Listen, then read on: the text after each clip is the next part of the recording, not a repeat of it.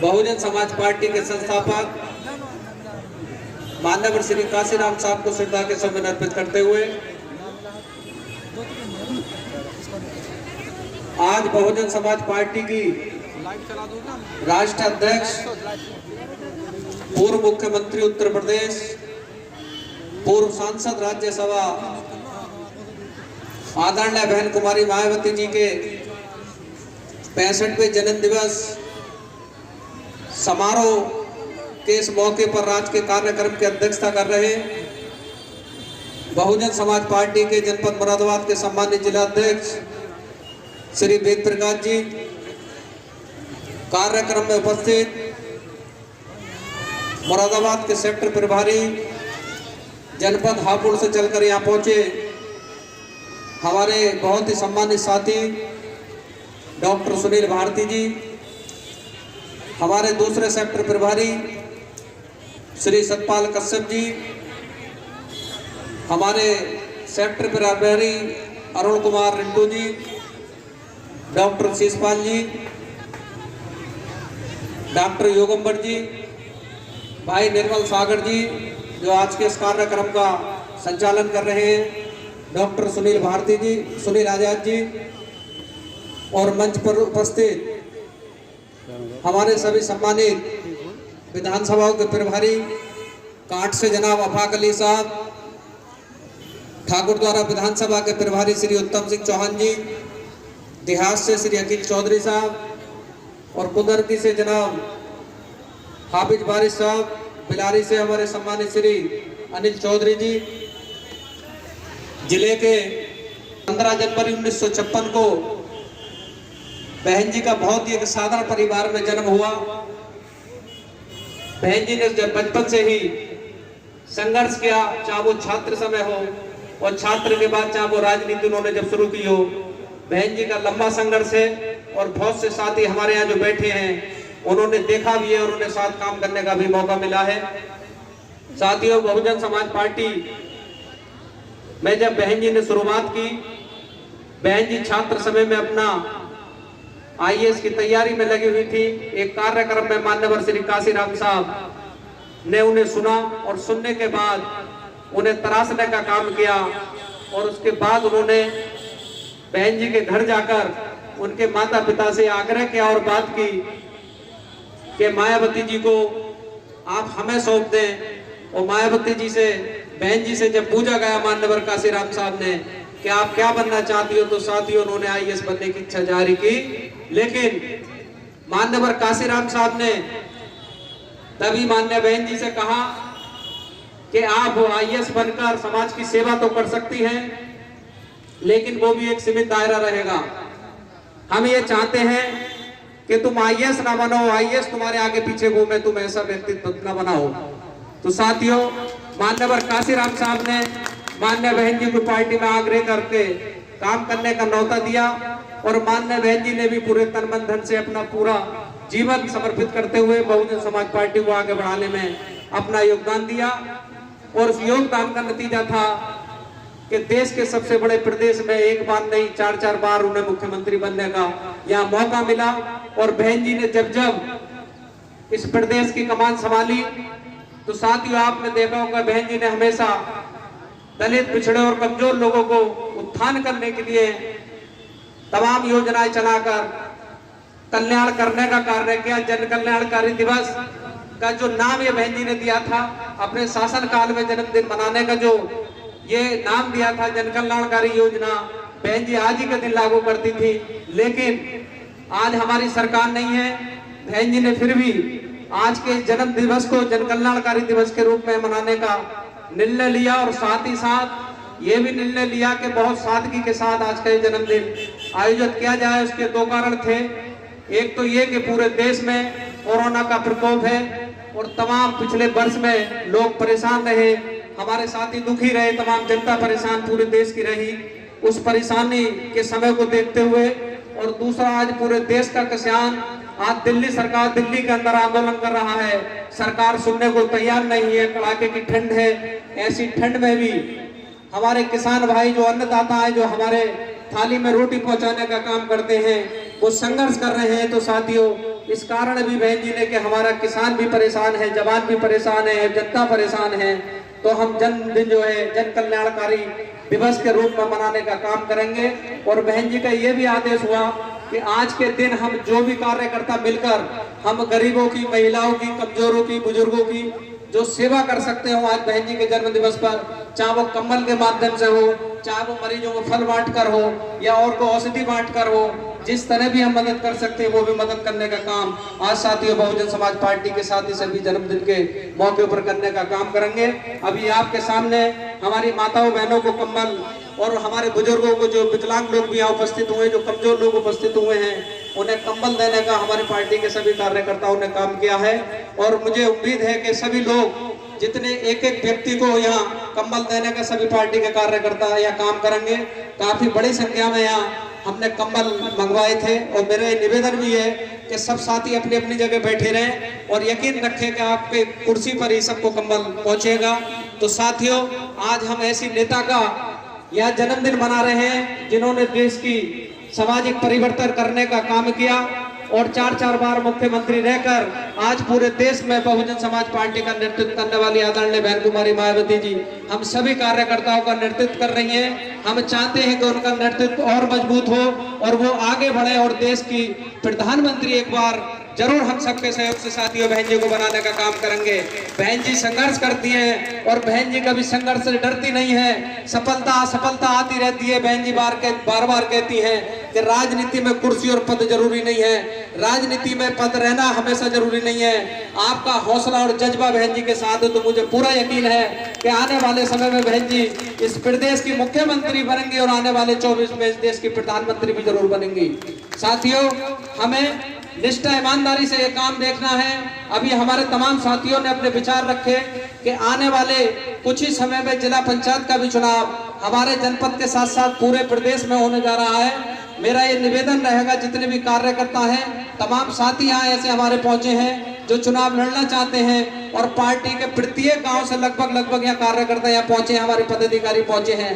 हमें समर्पण की भावना से अपना दिल बड़ा कर इस चुनाव को लड़ना है, क्योंकि 2022 से पहले ये सेमीफाइनल चुनाव है। अगर हम सेमीफाइनल जीतते हैं तो निश्चित तौर पर बड़े हुए मनोबल के साथ भी हम फाइनल खेलेंगे जो 2022 का होगा और 22 में बहन जी को यहाँ से मुख्यमंत्री बनाने का सभी साथी काम करेंगे। तो साथियों, जो पंचायत का चुनाव है, इस चुनाव को हमें हल्के में नहीं लेना है। आदरणीय बहन जी का भी आदेश है कि प्रत्येक वार्ड के अलावा अगर हमारे साथी के प्रधानी का भी चुनाव लड़ रहे हैं तो हमें उनकी भी एक दूसरे की मदद करनी है। साथियों, वार्डों का परिसीमन अभी जारी है क्योंकि कन्फर्म अभी यहाँ का प्रशासन नहीं कर पाया, बार उसमें अड़चने आ रही हैं। मुझे उम्मीद है कि 2-4 दिन में परिसीमन भी जारी हो जाएगा और उसके बाद आरक्षण की बात आएगी। हमें पार्टी के सभी लोगों को इस बात पर विशेष ध्यान देना है कि आरक्षण के अकॉर्डिंग ही हमारे अगर प्रत्याशी लड़ेंगे तो मेरे हिसाब से बहुत अच्छी जीत हमारे सभी पार्टियों की होगी और यहाँ जिले की सरकार बनाने में हम अहम भूमिका निभाएंगे। और साथियों, कोई वजह नहीं, अगर हमने जिला पंचायत के पार्टी किसी की इच्छा होती है तो सबकी इच्छा तो पूरी हम नहीं कर सकते, लेकिन प्रयास ये किया जाएगा कि ज्यादा से ज्यादा सहमति के साथ टिकट और समर्थन की घोषणा हो और घोषणा के साथ सभी साथियों को, अगर किसी की वजह से हमारे किसी से वैचारिक मतभेद भी है छोटे मोटे, तो हमें उसे बुलाकर प्रत्येक जिला पंचायत मेंबर को भारी मतों से यहाँ से विजयी बनाकर यहाँ जिले की जिला पंचायत अध्यक्ष की कुर्सी पर कब्जा करना है। ये आज के इस कार्यक्रम की बधाई होगी। हमारे सामने 1-1.5 महीने के अंदर ये चुनाव होगा और बहुत ही जज्बे के साथ हमारे साथी यहाँ चुनाव लड़ने वाले भी पहुंचे हैं। मेरी जहां तक निगाह जा रही है, चुनाव लड़ने वालों की लाइन लगी हुई है, लेकिन ये हमारे पार्टी के सिपाही हैं। इन्होंने बहुजन समाज पार्टियों को ऊंचाइयों पर पहुंचाया है और एक बार नहीं 4 बार प्रदेश में सरकार बनाने का काम किया है। हमें इनका भी मान रखना है, इनका सम्मान रखना है और इन्हें इज्जत और सम्मान दिलाना है। इस सम्मान के लिए, क्योंकि जब इनका सम्मान होगा, हमारे कार्यकर्ता का सम्मान होगा, इनका कद बढ़ेगा तो बहुजन समाज पार्टी का कद साथियों अपने आप बढ़ेगा। इस बात को हमें ख्याल रखना है कि एक वार्ड पर हमारे पार्टी के कई साथी अगर आपस में लड़ेंगे तो कहीं ना कहीं वो उनका भी नुकसान होगा और उनके साथ साथ पार्टी के भी, बहुजन समाज पार्टी का भी नुकसान होगा। तो ये हमें अपना दिल बड़ा करके रखना होगा, क्योंकि अगर किसी वार्ड पर 4 साथी बहुजन समाज पार्टी से टिकट मांग रहे हैं, टिकट तो एक होना, समर्थन एक को होना है। हमें दिल बड़ा कर जिस व्यक्ति को भी बहुजन समाज पार्टी का समर्थन हो, उस क्षेत्र के समस्त वोटरों से और समस्त कार्यकर्ताओं से मैं निवेदन करूंगा कि उस साथी को लड़ाने का काम करेंगे। वो उसका सम्मान नहीं, पार्टी का सम्मान होगा अगर वहां से पार्टी का मेंबर जीत कर आता है। साथियों, प्रधानी का भी चुनाव है। हम प्रत्येक ग्राम पंचायत में जो हमारे प्रधानी लड़ना चाहते हैं कार्यकर्ता, हमें उनकी भी मदद करनी है। उसमें भी हमें आरक्षण के हिसाब से काम करना है। अगर कहीं बीसी की सीट है तो हमें बीसी के सम्मानित पार्टी के कार्यकर्ताओं को वहां से अगर हम प्रधान भी बनाते हैं तो वो भी हमारा आने वाले समय में हौसला अफजाई करेगा और कहीं न कहीं विधानसभा के चुनाव में हमें बहुत बड़ा योगदान देने का काम करेगा। साथियों, क्योंकि इस चुनाव का मैसेज आने वाले 2022 में हमें देना है। इस चुनाव को भी हमें बिल्कुल हल्के से नहीं लेना, और जब चुनाव का बिगुल बजेगा, चुनाव की शुरुआत होगी, तो तमाम पार्टी के लोग भी हमारे पास इधर उधर से आएंगे, दूसरों की सिफारिश करेंगे। लेकिन हमें यह भी प्राथमिकता रखनी है, सभी साथियों को हमें यह भी देखना है कि बहुजन समाज पार्टी का लंबे समय से झंडा किसने उठाया है और पार्टी को किसने आगे बढ़ाने का काम किया, उस साथी को हमें प्राथमिकता देनी है।